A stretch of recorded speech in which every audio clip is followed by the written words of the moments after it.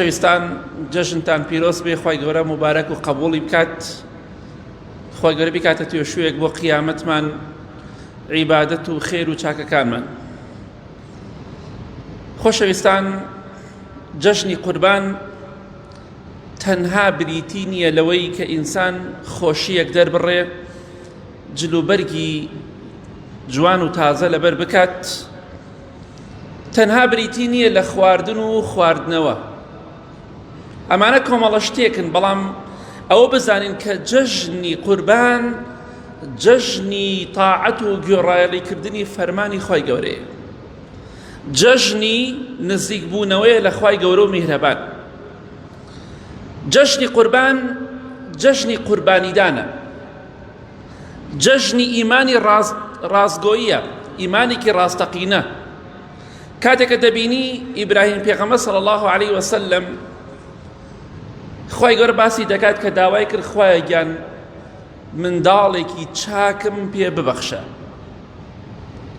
خی گەورە منداڵێکی چاکی پێبەخشی کە ئیسماعیل پێغەمبەر بوو صلی الله علیه وسلم. کاتێککە گەورە دەبێت، فلما بلغ معه السعي قال يا بني إني أرى في المنام أني أذبحك فانظر ماذا ترى قال يا أبت افعل ما تؤمر ستجدني إن شاء الله من الصابرين. پیاوێکی بە تەمەنی ئەختیار سەلامی خوای لەسەر بێ، لەم سەرزەوێدا تەنها یەک کوڕێکی هەیە. کاتێککە شەو دەخەوێت، خەو دەبینێ، دەفەرمێ ڕۆڵە گیان ئیسماعیلی کوڕم، تاکە کوڕەکەم، تاکە منداڵەکەم، ئەم شەو لە خەومدا من تۆم سەرە بڕی. خی گەورە فەرمانی بە من کردووە کە تەنها جگەرگۆشەکەی خۆم سەر بڕم، بۆیە مانگی عیبادەت و نزیکبوونەوەی لەخوا. جەژنی قوربان جەژنێکی زۆر گەورەیە. ئەم مانگە زۆر پیرۆزە، بە تایبەتی ڕۆژی یەکەم ڕۆژی جەژن کە ئەمڕۆیە. خۆشەویستان، ئیسماعیل پێغەمبەر صلی الله علیه وسلم بەبێ دوودڵی گوێڕایەڵی فەرمانی خوایە، چونکە خەوی پێغەمبەران سەلامی خوایان لەسەر بێ وەحیە. باوک گیان، ئەوەی خوا فەرمانی پێت کردووە لە خەودا کە سەربڕینی منە سرم بڕا، هیچ دوودڵ مەبە. من دەبینی ئینشاءڵڵا کوڕێکی چاک دەبم بۆ تۆ، دەبینی من سابیر دەبم، خۆڕاگر دەبم لە ژێر ئێش و ئازاری چەقۆدا، چونکە مادەم فەرمانی خوایە. من دەبینی ئینشاءڵڵا چەندێ سەبر دەگرم لەو کاتێککە چەقۆ لە منم دەدەی و سرم دەبڕی لە پێناو خوادا. بۆیە خوایە گەورە فەرمانی پێت کردووە باوەی گیان تاخیری مەکە. کەواتە ئەم جەژنە، جەژنی قوربان جەژنی گوێڕایەڵیکردنی فەرمانی خوایە، جەژنی نزیک بوونەوەیە لە خوا. ئیبراهیم و ئیسماعیل سەلامی خوایان لەسەر بێ فەرمانی خوایان جێبەجێ کرد، گوێڕایەڵی فەرمانی خوایان کرد، بەبێ ئەوەی کە ناشکری بکەن و ناڕازی بن، و ئامادە بوو لە پێناو خوادا بە سەربڕینی کوڕەکەی خۆی لە خوا نزیک بێتەوە. بۆیە تۆش هەوڵ بدە لە خوا خۆت نزیک بکەرەوە بە ئیزنی خوای گەورە. جەژنی قوربان تەنها بریتی نییە لە خواردن و خواردنەوە، لە بەرکردنی جلێکی جوان و باش. جەژنی قوربان تەنها بریتی نییە لە دەربڕینی خۆشی و سەردانیکردنی ئەمەکە و ئەوەکە. ئەمانە بەشێکن لە جەژنی قوربان، بەڵام جەژنی قوربان جەژنی تەسلیم بوون و ملکەچیکردنە بۆ فەرمانی خوا. ملکەچی فەرمانی خوا بیت بە دڵێکەوە کە ڕازی بی بە قەزا و قەدەری خوا. خوا هەر بڕیارێک بۆ تۆ بدا، تۆ پێی ڕازی بیت وە سپاسی خوا بکەیت. کاتێککە خوای گەورە فەرمانی کرد ئەی ئیبراهیم، ئیسماعیلی کوڕت سەر بڕە سەلامی خوایان لەسەر بێت، ئەویش فەرمانی خوای جێبەجێ کرد. خوای گەورە دەفەرمێ فەلەما ئەسلەما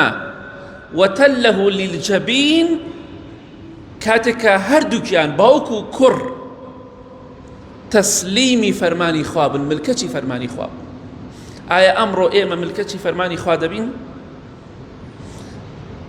خوای گەورە دەفەرمێ وەتەلەهو لیلجەبین بەڕاستی قورسە باوکێک تەنها منداڵێکی هەبێت پیاوێکی بەتەمەن و ئەختیاریش بێ نەک گەنج بێ دەی پێی بڵێن فڵان کەس بڕۆ کوڕەکەی خۆت بە دەستی خۆشت سەر بڕە ئەمە قورسترە ئەمە قورستر لەوەی ئەگەر کەسی تر سەری بڕایە ئیسماعیلی سەر بڕایە سەلامی خوای لەسەر بێ هەر ناخۆشە بەڵام وەکو نییە باوکی خۆی سەری بڕێت بڵێن کوڕەکەی خۆت سەر بڕە یا ئەمڕۆ بە کەسێک بڵێن کوڕەکەی خۆت فەرموو بکوژە ئەمە کارەساتی زۆر گەورەیە قورسە قورس بۆیە خوای گەورە دەفەرمێ بەڕاستی ئەمە تاقیکردنەوە بەڵایەکی گەورە بوو کە ئیبراهیم سەلامی خوای لەسەر بێ تووشی بوو بەڵام هە فەرمانی خوای جێبەجێ کرد تەسلیم بوو فەلەما ئەسلەمە کاتێ هەردووکیان تەسلیم بوون بۆی ئیمامی قەتادە دەفەرمێ تەماشا دەکەی ئیسماعیل سەلامی خوای لەسەر بێ تەسلیمی فەرمانی خوا بوو کە ئامادە بوو لە پێناو خوادا سەری ببڕن بەڵێ و ئیبراهیمیش سەلامی خوای لەسەر بێ تەسلیم بوو ملکەچ بوو ئامادە بوو لە پێناو خوادا بووی لە خوا نزیک بێتەوە خوا لێی تووڕە نەبێ منداڵەکەی خۆی سەر بڕێت کەواتە جەژنی قوربان جەژنی ملکەچی و تەسلیم بوونە بە فەرمانی خۆ پێغەمبەری خوا صلی الله علیه وسلم بۆیە من دڕوو دەکەمە خوشکە بە ڕێزەکان ئیبراهیم پێغەمبەر صلی الله علیه وسلم لە خەوا پێی وترا کوڕەکەت سەر بڕە تەسلیمی فەرمانی خوا بوو تۆی بەڕێز لە قورئانی پیرۆزدا نەک لە خەوتدا لە واقعی لە قورئانی پیرۆزدا خوا فەرمانی پێت کردووە خۆت داپۆشی لە سوورەتی نورە فەرمانی پێت کردووە باڵاپۆش بی ئایا تۆش تەسلیمی فەرمانی خوا دەبیت ئایا لەم جەژنەدا لەچکەکەت فڕێ نادەی جلە شەرعیەکەت فڕێ نادەی ئامادەی تەسلیمی فەرمانی خوابی بۆچی ئەم ڕۆژە ڕۆژێکی زۆر گەورەیە بۆچی گەورەترین ڕۆژی سەر زەویە گەورەترین ڕۆژی ساڵە چونکە ڕۆژی تەسلیم بوونە بەندەکان بە فەرمانی خوا کە ئیبراهیم و ئیسماعیل و سەلامی خوایان لەسەر بێ ئایا تۆش تەسلیمی فەرمانی خوا دەبی ئایا بڕیار ئەدەی منیش وەکو پێغەمبەران سەلامی خوایان لەسەر بێ لەژێر فەرمانی خوادا دەبم خۆم دادەپۆشم کەواتە تەسلیم بە ئیزنی خوای گەورە خۆشەویستان وەک باسمان کرد جەژنی قوربان تەنها جەژنی جلوبەرگ نییە تەنها جەژنی خواردنی خۆش نییە تەنها جەژنی بریتی نییە لەوەی کە تۆ بگەڕێیت و کۆڵان بە کۆڵان گەڕک بە گەڕک بەڵکو جەژنی قوربان جەژنی تاقیکردنەوەیە جەژنی قوربان کە ئەمڕۆ یەکەم ڕۆژێتی جەژنی تاقیکردنەوەی ڕۆژی تاقیکردنەوەی مرۆڤەکانە خوای گەورە ئالەم ڕۆژەدا لە ئەمڕۆدا ڕۆژێکی وەکو ئەمڕۆ خوای گەورە دوو بەندەی خۆی تاقی دەکاتەوە کە ئیبراهیم و ئیسماعیل سەلامی خوایان لەسەر بێت تاقییان دەکاتەوە ئەم ژیانە واللهی چرکە بە چرکەی ژیانمان تەمەنمان هەمووی تاقیکردنەوەیە ئێستا ئێمە لە قاعی ئیمتیحانە ڕۆژێک دێت وەرەقەکەمان لێ دەستێنرێتەوە کۆتایی پێدێ بۆیە ئێمە ئێستا ژیانی خۆمان دەنووسینەوە کتێبێک دانین هەموو ژیانی خۆمانی تایە لە چاک و لە خراپ ڕۆژێک دێت خوای گەورە دەفەرمێ ئیقڕە کتابەکە ئیقڕە کتابەکە کتابەکەی خۆت کە نووسیتەتەوە واتە ژیانی خۆتی تایە هەموو قسە و کردارێکی تۆی تێدایە بیخوێنەوە بۆیە ئێمە ئێستا لە قاعی ئیمتیحانین ڕۆژێک دێت بەڕاستی لەسەر ئەوەی کە لە دنیادا بووینە محاسەبە دەکرین بۆیە ئەم جەژنە جەژنی تاقیکردنەوەیە خوای گەورە چۆن ئەو دوو پێغەمبەرە خۆشەویستەی سەلامی خوای لەسەر بێ تاقی کردەوە کە عالمە خوای گەورە بەوان کە ئەوان بەڕاستی شایانی هەموو شتێکن بێگومان خوای گەورە ئێمەش تاقی دەکاتەوە بۆیە مەبەست لە تاقیکردنەوە چییە کاتێک خوای گەورە بەندەکان تاقی دەکاتەوە و نەبێ خوای گەورە عالم نەبێ بە ژیانی ئەوان بەڵکو مەبەست لە تاقیکردنەوە ئەوەیە کە ئایا چ حەدێک هەتا چ سنوورێک ئێمە تەسلیمی فەرمانی خوا دەبین ملکەچی فەرمانی خوا دەبین ملکەچی فەرمانی پێغەمبەری خوا دەبین صلی الله علیه وسلم تاقیکردنەوەی ئەم ژیانە. کاتێکە ئیبراهیم و ئیسماعیل سەلامی خوایانە سەر بێ تەسلیم بوون دروست بوو لایەن، ئەوەی کە مەبەستە لە تاقیکردنەوە تەسلیم بوونە و گۆڕایەڵیە، کاتێکە ئەوە هاتە دی کۆتایی بێت. خوای گەورە کۆتایی بە بەڵاکەیان هێنا و بە تاقیکردنەوەکەیان هێنا. خوای گەورە بەرانێکی بۆی نارد، فەرمی ئەی ئیبراهیم کوڕەکەت سەرمە بڕە. وناديناه أي يا إبراهيم قد صدقت الرؤيا إنا كذلك نجزي المحسنين. بانگ ما کرد أي إبراهيم صلى الله عليه وسلم خوكت هات دي هنات دي راست قوي لقل خوادا لو تاقي كردنوي خوادر سركوتي درجوي ئەم جا خوای گەورە بەرانێکی بۆ نارد لە جاتی کوڕەکەی بەرانەکەی سەربڕی. ئێستا ئەوە بۆتە بەرنامەی ژیانی هەموو موسڵمانێک. خوای گەورە تاقید دەکاتەوە. ئەمڕۆ پارەت پێیە تاقید دەکاتەوە خوای گەورە. ئایا تا چی حەدێک دەتوانی ئەو فەرمانی خوا جێبەجێکەی؟ ئەو پارەی کە پێتە ڕۆژێک دێت محاسبەت دەکری لەسەری لە ماڵەوە شاردووتەوە و ناتوانانی قوربانیەکی لێ بکەی. والله خوای گەورە محاسبەت دەکە. والله ڕۆژێک دێت ئەوەی لە ناو دڵیشدایە خوای گەورە ئاگادارە، ئێستا و دواییش هەموو شتێک ئاشکرا دەبێت. بۆیە ئەم جەژنە ئەم ڕۆژە ڕۆژی تاقیکردنەوەی بەندەکانە. بڕیارە نەداوە هەتا چوارەم ڕۆژی جەژنی قوربانیش هەتا خۆر ئاوا ئەبێ مەڵێ تازە بڕیار بدە، بڕیار بەیانی بدە، دوو بەیانیش بڕیار بدە، سێ بەیانیش بڕیار بدە بۆ قوربانی. بۆیە عوزرت نییە. ئەگەر هەت بێ پارەت هەیە بۆ شتی دنیایی بۆ قوربانیەکە نیتە ڕۆژێک دێت خوای گەورە محاسبەت دەکات لەسەری. بۆیە مەبەست لە تاقیکردنەوە ئەوەیە کە خوای گەورە عالمە بۆی دەرکەوێت بۆ هەموو ئینسانێک کە ئایا ئینسان چەندە تەسلیمی فەرمانی خوا دەبێت. ئەگەر خوای گەورە ئیبراهیم و ئیسماعیلی تاقی نەکردایەتەوە ئەم شتانەمان دەست ناکەوت ئێمە. خوای گەورە عالمە ئێمە فێر دەکا. بۆیە ئەوان بەڕاستی سەرکەوتن و ئێمە شایەتین ئەوان کە تەسلیمی فەرمانی خوا بوون سەلامی خوایان لەسەر بێت. بۆ مێژوویەک بۆیان ئەو تاقیکردنەوەی و دەرچوونە بووە سەربەرزیەک بۆ ئەوان سەلامی خوایان لەسەر بێت. وتەڕەکنا عەلەیه فی الآخرین. خوای گەورە دەفەرمێت لە دوای خۆیان ناوێکی جوانمان جێهێڵا بۆ ئەم باوک و کوڕە سەلامی خوایان لەسەر بێت، چونکە تەسلیمی فەرمانی خوا بوون. بۆیە جەژنی قوربان جەژنی ملکەچیە، حتا زیاتر ملکەچی فەرمانی خوا بکەی زیاتر لە خوا نزیک دەبیتەوە. یا ڕەبی خوای لە گوناهەکانمان خۆش بی، لە گوناهی دایک و باوک و مردوەکانمان خۆش بی یا ڕەب العالەمین. ئامین.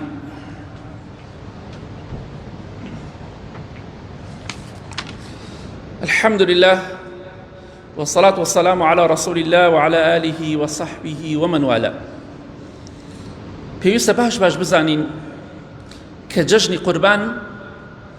تەنها جەژنی خواردن و خواردنەوە نییە، تەنها بریتی نییە لە جلوبەرکی جوان لە بەریکەی، تەنها بریتی نییە لەوەی کە چکلێت و شیرینی و چەرەزات بخۆی. ئەمە بەشێکن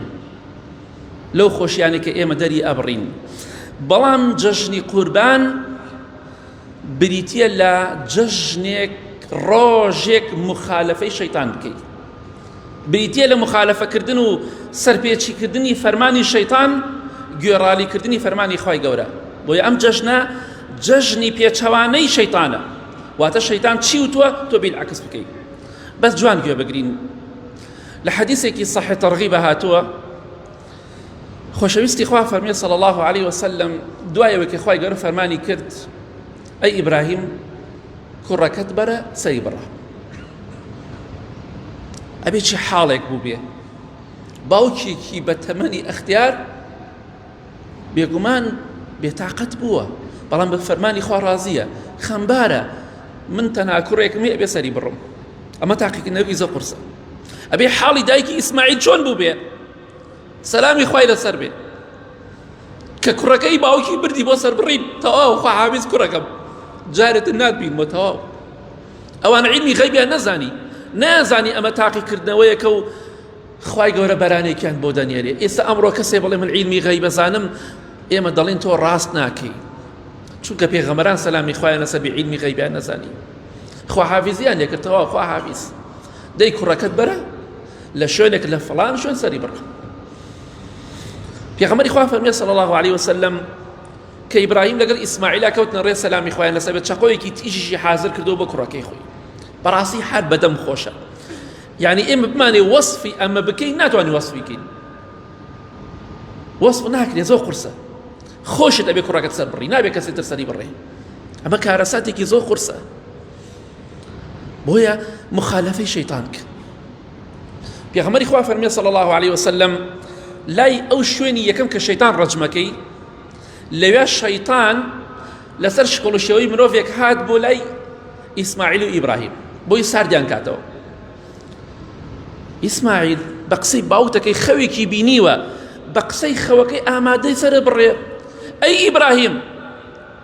سەلامی خوا لەسەر یەک کوڕێک تێتۆ پیاوێکی ئەختیار و بەتەمەنی ئێوە پیرێژن و پیرە پیاوێکن چۆن لەبەر خەوێک ئەچی کوڕەکەی خۆت سەرە بڕی پێغەمبەری خوا فەرمێ صلی الله عليه وسلم ئیبراهیم سەلامی خوا لەسەر بێ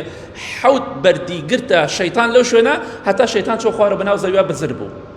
حەوت بەردی تێکرد بۆیە ئەمڕۆژ حاجەکان بەردەهاوێشن زانیمە شەیطانە پێغەمبەری خوا فەرمێ صلی الله عليه وسلم دووبارە ڕۆشتن بە ڕێگا ڕۆشتن لای شوێنی شەیطان ڕەجمکردنی دووەم لەوێ دووبارە شەیطان هاتەوە ڕێیان هەمان قسەی کردەوە بۆ کوڕەکە سەرە بڕی ئەی تۆ بە قسەی باوکتەکەی خەوێکیان بینە خەو چێتە ئەوەنە گرنگی پێ بدەنیەوە واز بێنە پەشیمان بەرەوە پەلەم مەکە لەم مەسەلەدا ئیبراهیم سەلامی خوای لەسەر بێت دووبارە حەوت بەردی کردە شەیطان بە زەویە چۆ خوارە و دیار نەما پێغەمبەری خوا فەرمێ صلی الله عليه وسلم لە شوێنی سەیەمە کە شوێنی سەیەمی شەیطان ڕەجمکردنە شەیطان دووبارە هاتە ڕێ سێبارە هەمان شتی پێوتنەوە کۆمەڵی قسەی زۆری بەیان کرد بۆی سەردیان کاتەوە بەڵام ئیبراهیم سەلامی خوای لەسەر بێت لەوێشە حەوتی تێکرد حەوت بەردیتری گرتە شەیطان چۆ خوارە و دیار نەما بۆیە ابن عباس ڕزای خوای لێ بێ دەفەرمێ الشەیطان تەرجمون وملة أبيكم إبراهيم تتبعون ئێوە شەیطان ڕەجمەکەن شوێنی دینی ئیبراهیم پێغەمبەر دەکەون سەلامی خوایان لەسەر بێت بۆیە بەڕاستی جەژنی قوربان جەژنی مخالفەی شەیطانە چونکە ئالەم ڕۆژەدا ئیبراهیم سەلامی خوای لەسەر بێت سێ جار شەیطان هاتە ڕێی هەر سێ جارەکە مخالفەی شەیطانی کرد ئایا ئێمە چەندێک ئامادەین مخالفەی شەیطان کەین بە قسەی شەیطان نەکەین کەواتە بزانە ئێسش کاتێککە تۆ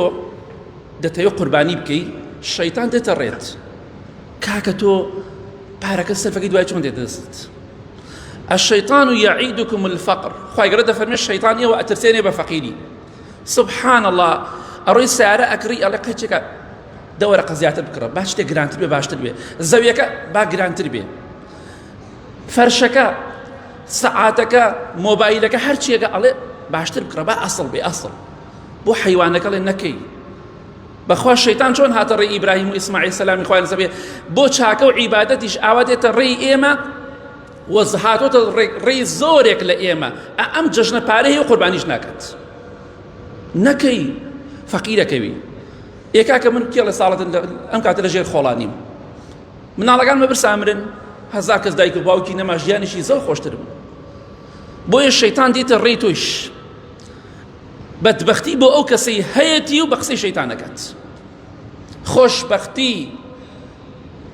بۆ ئەو کەسەشی کە بە قسەی شەیطان ناکا و هەیەتی و قوربانی دەکات والله ئەوە بەدبەختە بە قسەی شەیطان کە قوربانی نەکات بۆیە شەیطان دێتە ڕێی تۆیش ئیبراهیم سەلامی خوای لەسەر بێ کاتێک کە ویستی کوڕەکەی بکاتە قوربانی سەری بڕێ لە خوا نزیک بێتەوە شەیطان سێ جار هاتە ڕێی تۆش چەندەها جار دێ جارێ بە ناوی ئەوەی مناڵەکەت پێویستی بە پارەیە ماڵەکەت پێویستی بە پارەیە ئەوە ها چۆن دەڵی بە شێوەیە بۆ دێ وا دەزانیوە فەرمانی خوایە هەمووشی شەیطانە کەواتە ئەم جەژنە جەژنی پێچەوانەکردنی شەیطانە بۆیە ئەتوانی ئەمڕۆ بەیانی دوو بەیانی سێ بەیانی بڕیار بدەی قوربانی بکەی بە ئیزنی خوا خوای گەورە ڕێگای چاکت پیشانە دەت خۆشەویستان جەژنی قوربان تەنها جەژنی خواردن و خواردنەوە جلوبەرگ نییە تەنها جەژنی خواردنی شیرینەوە شیرینی و چەرەزات نییە تەنها جەژنی گەڕان نییە بەڵکو جەژنی قوربان جەژنی گوێڕالیکردنی فەرمانی خۆیان باسمان کرد لەگەڵ ئەودا جەژنی خۆشەویستیە بۆ خوا دەربڕینی خۆشەویستی بۆ خوا. خۆشەویستی بۆ خوا بەچی دەبێ؟ بەوە دەبێ ئیمام شافعی دەفەرمێ ئین المحب لمن يحب مطیع، ئەو کەسێکی خۆش بوێ گوێڕایەڵی دەکات. ئیبراهیم و ئیسماعیل سەلامی خوایان لەسەر بێ، چونکە خوایان بەڕاستی خۆش دەویست بەبێ دوودڵی فەرمانی خوایان جێبەجێ کرد. ئیبراهیم سەلامی خوای لەسەر بێ نەیفەرموو با دووبارە و سێبارە خەو ببینەوە، با وەحیم بۆ بێ، چونکە خەوەکە خۆی وەحیە. ئیسماعیل سەلامی خوای لەسەر بێ خۆشەویستی خوا لە دڵیا بوو. ئەوان خوای گەورەیان لە خۆیان خۆشتر دەویست، خوای گەورەیان لە خۆیان خۆشتر دەویست، بۆیە بەلایەنەوە گرنگ نەبوو چیان بەسەرا دێ. یەکێ لە سەحابەکان ڕەزای خوای پەروەردگاری لێبێ فەرمی ئەی نەفسم، خۆ ئەگەر نەشکوژری هەر دەمریت، ئەگەر جیهادیش نەکەیت و خۆشت بشاریتەوە بەخوا هەر دەمریت ئەگەر نەشکوژریت، کەواتە مەترسە. ئێمە شەو ئاگاداری خۆمان بین، ئەگەر خۆشەویستیمان بۆ خوا هەبێ، بەڕاستی خوامان خۆش بوێ، ئەبێ بیسەلمێنین. ئیمام مالیک ڕەحمەتی خوای لێبێ دەفەرمێ ئەو دڵەی خۆشەویستی خوای تیا بێت زۆری پێ خۆشە لە پێناو خوادا ماندوو بێ، هیلاک بێ، تووشی ناخۆشی ناڕەحەتی بێ، چونکە ئەمان دڵیان سەلامی خوایان لەسەر بێ، خۆشەویستی ڕاستەقینی تیا بوو بۆ خوا، پیان خۆش و لە پێناو خوادا تووشی ناڕەحەتی بن، مناڵی خۆی سەر بڕێ و جەرگی بسووتێ کوردوەتەنی، مناڵی خۆی سەر بڕێت تەنها لەبەر ئەوەی خۆشەویستی خوا لە دڵیایەتی. بەڕاستی خوای خۆشەوێ بۆیە گوێڕاڵی دەکات. تەشبیهات نەبێ، ئەگەر ژن و مێردێک بانگەشەی ئەوە بکەن ئێمە یەکتریمان خۆش دەوێ، ژنەکەڵێ ئەگەر منت خۆش بیستای بە قسەی من تەکرد، پیاوەکەڵێ ئەگەر تۆ منت خۆشەوی بۆ بە قسەم ناکەی. کەواتە ئەبێ کەسێکت خۆشویست ئەبێ بە قسەیکەی، بە تایبەتی خوای گەورە نمونەی بەرز بۆ خوایە. لەوانەیە مرۆڤێک قسەیەکت پێ بڵێ قسەکە ناشەرعی بێ، نابێ بە قسەی بکەی، با خۆشت بوێ، بەڵام خوای گەورە هەموو قسەکانی حەقە، پێغەمبەری خوا صلی الله علیه وسلم هەموو قسەکانی حەقە. بۆیە ئەگەر بەڕاستی تۆ خوای گەورەت خۆش دەوێ و توانات هەیە بیسەلمێنە. ئیبراهیم سەلامی خوای لەسەر بێ خۆشەویستی خۆی دەرەبڕێ بۆ خوای گەورە بە سەربڕینی مناڵەکەی، تۆش بە حەیوانێک سەری بڕە لە پێناو خوادا، دەری بڕە کە خۆشەویستی خوا لە دڵمایە، نەک پارە و دنیا. ئەو کاتە بەڕاستی تۆ بەڵگەی لەسەرەوەی کە تۆ تەسلیمی فەرمانی خوا بوویتە. کۆتا خاڵ پێویستە بزانین جەژنی قوربان تەنها جەژنی خواردنەوە و جلوبەرگ نییە. جەژنی قوربان تەنها جەژنی خواردنی شیرینی و چەرەزات نییە. جەژنی قوربان تەنها بریتی نییە لە سەردانیکردن و ئەم لا ئەولا، ئەمانە بەشێکن لە جەژنی قوربان، بەڵکو جەژنی قوربان جەژنی پاداشتی چاکەکارانە. کاتێککە ئیبراهیم سەلامی خوای لەسەر بێ لەگەڵ ئیسماعیلی کوڕیدا سەلامی خوایان لەسەر بێ تەسلیمی فەرمانی خوا بوون، گوێڕایەڵی خۆیان کرد، ئامادە بوون، چەقۆی نا لە ملی کوڕەکەی خۆی، بەڵام قەدەری خوا چەقاوکە نەیبڕی، چونکە لەو کاتەدا یەکسەر فەرمان هات. جوبرەئیل دابەزی سەلامی خوای لەسەر بێ، خوای گەورە دەفەرمێ لەو ئاەتانە، دەفەرمێ ئینا کەذالکە نەجزی المحسینین، ئێمە ئاوا پاداشتی چاکەکارانە دێنەوە. بەڕاستی ئەم دوو پیاوە بەڕێزە سەلامی خوایان لەسەر بێت چاکەکار بوون، چاکەیان کرد، ئێمە پاداشتێکی گەوریان ئەدەینەوە، لەو ناخۆشی و ناڕەحەتی ڕزگاریان ئەکەین، لە جیاتی کوڕەکەی بەرانێکمان بۆ نارد سەری بڕی، کەواتە خوا پاداشتی چاکەکار ئەداتەوە. وەڵڵاهی تۆ چاکە بکە لەم ڕۆژانەدا دڵنیا بەخوا پاداشت دەداتەوە، چۆن پاداشتی ئیبراهیم و ئیسماعیلی دایەوە سەلامی خوای پەروەردگاریان لەسەر بێ. خوای گەورە دەفەرمێ ئینەه من عیبادینا المؤمنین، بەڕاستی ئیبراهیم سەلامی خوای لەسەر بێ لە بەندە ئیماندارەکان بوو، ئیماندار بوو، بەڕاستی دەتۆش ئیماندار بە لەم ڕۆژە و لە غەیری ئەم ڕۆژەدا ئیماندار بە. خوشکی بەڕێزم ئیماندار بە و خۆ داپۆشە، چونکە لە ڕۆژێکی زۆر پیرۆزدای، لای خوا پیرۆزە، تۆ ئەچی فەرمانی خوا دەشکێنی لە چکەکەت فڕێ ئەدەی، جلوبەرگی شەرعی فڕێ ئەدەی، جلەی جوان لەبەرکە، بەڵام با پۆشتە بە نیو لەچک مەدە سەرتا، لەچکی کامل بدە بەسەرتا، خۆت مەکە بە پیرێژنەوە، قسەی شەیتانەوە، قسەی مرۆڤی ئیماندار نییە. والله ئەگەر پیرێژنی بریتی بێ لەوەی بڵێ خوشکە بەڕێزەکەم بڵێ ئەگەر پیرێژنی بریتی بێ لەوەی کە فەرمانی خوا جێبەجێکم پێ رازیم ئەوە شەیتانە ئەم قسانەی فێری خەڵکی کردو خۆت مەکە پیرێژن خۆت ئامەپۆشە ئەوە قسەی شەیتانە دڵنیابە ئەوەی چاکەکار بێ خوا پاداشتی ئەداتەوە خوای گەورە دەفەرمێ سەلام علی ئیبراهیم سەلامی خوا لە ئیبراهیم پێغەمبەر بێ صلی الله عليه وسلم چونکە بەڕاستی فەرمانی خوا جێبەجێ کرد ئێمەش پاداشتی گەورەی ئەدەینەوە خوای گەورە دەفەرمێ ئەو کەسانی کە ئیماندارن إن الذين آمنوا وعملوا الصالحات إنا لا نضيع أجر من أحسن عملا ئەوانەی ئیماندارن و کردەوەی چاکیش دەکەن ئێمە بەڕاستی پاداشتیان ئەدەینە و ناڵین ڕەنجەکەیان بە خەسار بچین والله خوای گەورە لەسەر هەموو زیکرێک لەسەر هەموو چاکەیەک لەسەر هەموو قوربانیەک لەسەر هەموو عیبادەت و سەدەقە و خێرێک لەسەر هەموو نوێژ و قورئان خوێندن و زیکرێک پاداشتی تۆ ئەداتەوە خوای گەورە دەفەرمێ پاداشتان بەزایە نادەم ڕۆژێک دێ دڵخۆش دەبی بەوەی کە لە پێناو خوادا خۆتمان دووکردووە جا ئەگەر پێت خۆشە خوا پاداشتی تۆش بداتەوە وەکو چۆن پاداشتی ئیبراهیم و ئیسماعیلی دایەوە سەلامی خوایان لەسەر بێت لەم ڕۆژەدا گەورەترین چاکە ئەوەیە کە ئەنجامی دی دوای نوێژ و عیبادەتەکان بریتیە لەوەی کە تۆ قوربانیەک بکەی لە پێناو خوادا لە توانەتدا هەیە بۆیە بڕیاری خۆت بدە و هێشتا کات زووە ئەمڕۆ یەکەم ڕۆژە 4 ڕۆژ لە بەردەمدایە بۆ قوربانیکردن بڕیارت داوە بڕیار بدە و بڕیاریش نەداوە دەتوانی ئەم 4 ڕۆژە هەر ڕۆژێ پێت کرا بڕیاری خۆت بدەی بە ئیزنی خوا ئینشاءڵڵا خوای گەورە چاکە و عیبادەت و هیچ شتێکی ئێمە بەزایە نادا بۆیە جەژنی قوربان جەژنی نزیکبوونەوەیە لە خوا جەژنی خۆشەویستیە بۆ خوا جەژنی گوێڕایەڵیکردنی خوایە جەژنی قوربانیدانە لە پێناو دینی خوادا لە بیری مەکەن ئەم ڕۆژە گەورە ڕۆژێکی زۆر گەورەی لای خوا با لای ئێمەش لە دڵی ئێمەدا زۆر گەورە بێت اللهم اغفر للمؤمنين والمؤمنات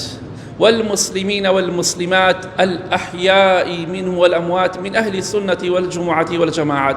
يا ربي خوايا الشفاء نخوش كان من بدي بتايبتي أواني داوي دعاء خيريان كردوا يا ربي خوايا هيمني وآرامي ولات من بباريسي خوايا جان آخر من بخير بجري كاتب مامريني خوايا جان خود لما راضي بي يا ربي خوايا لم روجا بيروزا دا خوايا جان ليت أبارين ولما خوش با لەگوناهی دایک و باوک و مردوەکانمان خۆش بە خوایان کۆمەڵە خۆشەویست و ئازیزێکمان لە ژێر خۆڵدان لەگەڵ ئێمەدا جۆشنیان نەکرد خوای لیان خۆش بە